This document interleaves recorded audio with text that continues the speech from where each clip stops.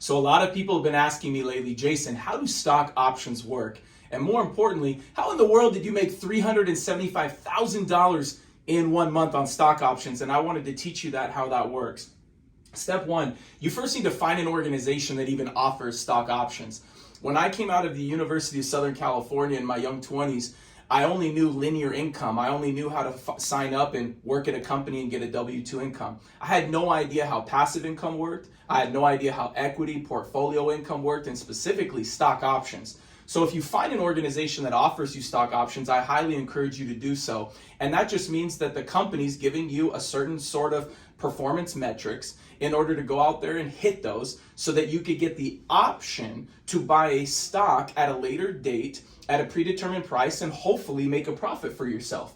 Okay, step two is you're going to need to, you're going to need to have these options vested. Okay, and so vested means that there's a certain amount of time and a certain amount of performance that you have to put in for the company to say these options are now vested, and you have the opportunity to do what? You have the opportunity to now exercise your vested options. And exercise means that there's a predetermined, what's called a strike price, that you're able to purchase those shares, again, hopefully at a lower number than what they're worth so that you could profit on these shares if your organization does well.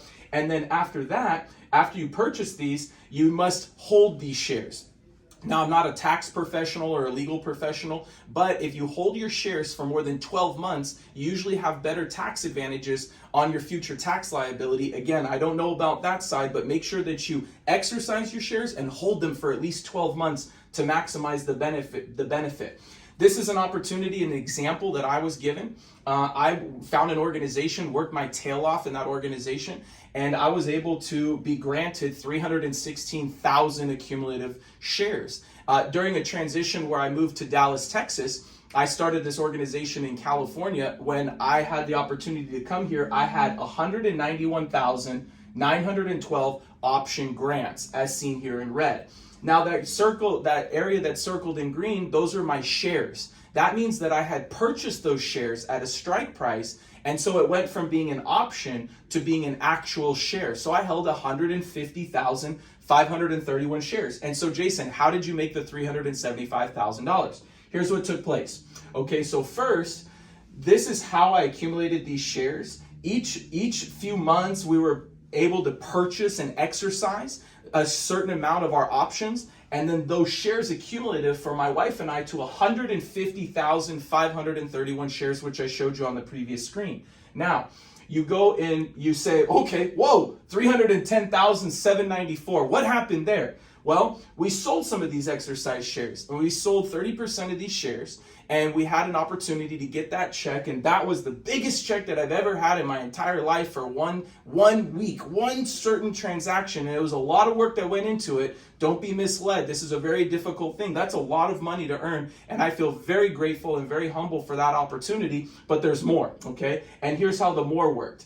So the vested shares, I sold some of the vested shares and got another direct deposit for $64,915. And so cumulatively, I think that put us at, let's take a look really fast, 310,794, 64,915 totals, $375,709.84. And that's not guaranteed. You never know when that's going to happen. And I'm looking forward to the future of having that be a $3 million check. And that's increasing the value another 10x of the organization that you're a part of. Very excited in order to do that. Now, common misconceptions. Very important when you're marketing this.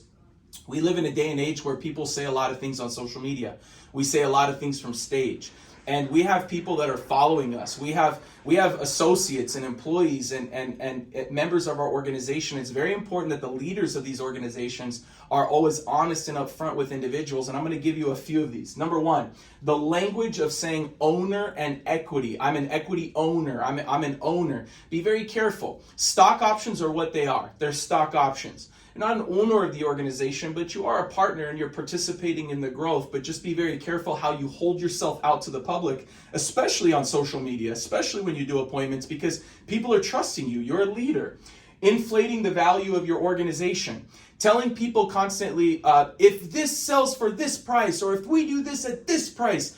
be realistic in that, because people are planning their livelihoods, they're planning their families, they're making sure that their future purchases are in line with what their leaders and their organizations are telling them. So never inflate the value of what it is that you have, because that's misleading to the general public. Enhancing future performance. Enhancing future performance is along those lines of what I just said, where you're talking about in the future, if this and if that happened. You have to be realistic with your projections. Misleading people on the process, letting people know. Make sure that if you're marketing stock options, that you tell them you have to earn them. You have to spend time performing to vest them. Then you have to exercise them with your own money. And then if the organization was to go public or be acquired or something like that was to take place, that you have an opportunity to participate in the growth of that. And if you do have a lack of clarity in this area, you're going to develop no trust with your organization. Hey, good decisions equals good credit. This credit report here doesn't have as much to do with the stock options. However, I was taught by mentors along the way to start making good decisions in my business. I used to pay credit cards with credit cards. Okay, when I got into my organization, I didn't have any financial backing. I didn't understand how money worked, but I was lucky enough to start making better decisions. And I think that your credit score is a good reflection of the overall decision making that you do. This is mine, ran about a week ago, and I just wanted to be public disclosure. These are my 3 credit bureau scores. And so finally, to wrap up here today, I want you to know that you should always be honest and always be transparent with your partners, with your teammates, and the general public. It's the best and the only way to maintain trust. I feel very appreciative that I've had an opportunity to exercise these shares and to be able to profit at this level. And what was once $30,000 a year became $30,000 in a month, became $300,000 in a month. And maybe, if God willing, I'll be able to get to $3 million in a month. Who knows? Maybe even $30 million in a month. But I'm excited for you to choose to be a leader for life, grow your capacity, learn these different things in business, and I hope that you could profit one day too with this type of exercise. You guys take care and God bless. Bye-bye.